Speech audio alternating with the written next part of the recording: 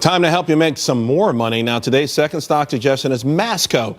While there have been some holes in my housing rebound theory, this company posted results that continue to point to significant second half improvement. Now, it was almost a perfect quarter, as in all but one business segment saw a solid top line growth. But cabinets at $253 million, that was down 5%. Plumbing, though, $849 million, huge, up 6%.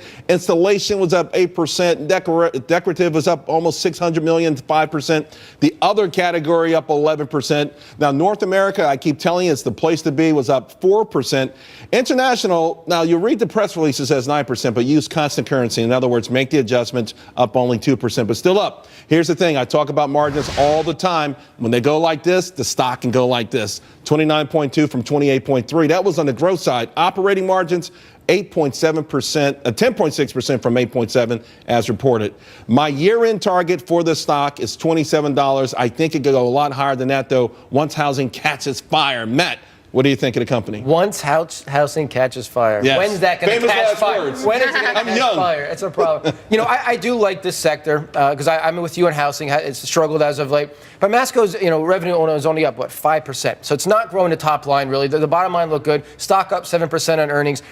You're not buying at a high here, so that's good. You're buying a stock that's really gone sideways over the last year. I think if you want to put it away for 12 months, I think you will be much higher here, $27 target. I just think you could hit some bumps in the road with housing along the way as we move forward. Ethan, you're doing a lot of, you're hooking up your place, your new place. Right? I am, and this is exactly in my wheelhouse. And even when people can't buy houses, what they do is they end up turning to renovation. And so that's why we're seeing this bump up in this stock. People want to make sure, they want to feel like they're doing something with their homes. If they can't upgrade with their actual home, they want to do it with home improvement. The cabinets, the reason why the cabinets are down is because IKEA's cabinets are cheaper. I know, they say cabinets aren't doing well, but you always talk about all that cheap money in the printing press, and every time you talk about it, you get a little upset. I mean, does it help something like this? Not for people who can't get cheap money. It's the corporations that can get the cheap money. But Heath is exactly right. I mean, there's all this pent-up demand for people who are going to be in their homes for a long, long time. So I do, but this has been rage-bound for a really long time. I know, but you like the dips. Years? It's low.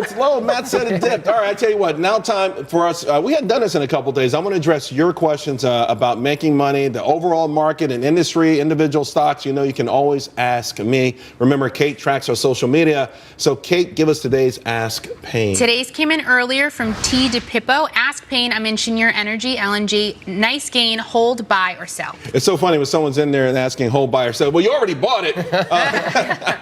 I remember a couple of years ago when this company got the first approval to export natural gas, liquid natural gas. I called the receptionist. I said, can I speak to someone? She says, everyone's partying in the conference room. They had champagne. I've been in love with the stock ever since then. It has been an absolute juggernaut. Listen, here's the story. In America, natural gas is around $4 or less. In Europe, it's usually around 10. Asia is usually around 14. We liquefy it, we export it. It's easy money.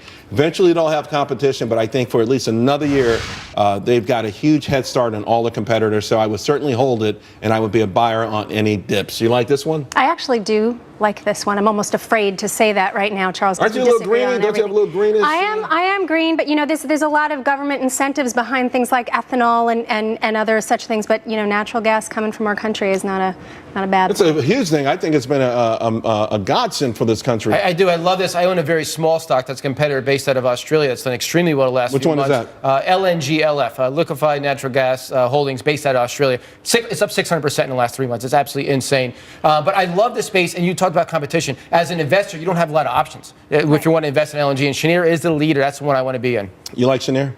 I do, but I was actually going to address Matt's question too. I wanted to know what more of the competition was, but you just addressed it. Yeah, first of all, to build this stuff out takes billions and billions of dollars. You have to build certain rails, you have to build certain facilities, billions and billions of dollars. So I think they're going to government approvals too. Government approvals, which is not coming a lot. All right, thanks a lot, guys. Hey, remember, if you have a question, tweet me. I'm at CV Payne. Don't forget to use that hashtag AskPayne, or you can just post it to Facebook, facebook.com/Charles Payne Fox. Up next, another huge week for earnings. We've got a whole bunch of stuff after the close here. This is the first place you're going to learn about the biggest names that are reporting and they're going to move the market. We're going to tell you everything that you need to know. Keep it right here. Get a pen. A lot to go over. We'll be back to make some money.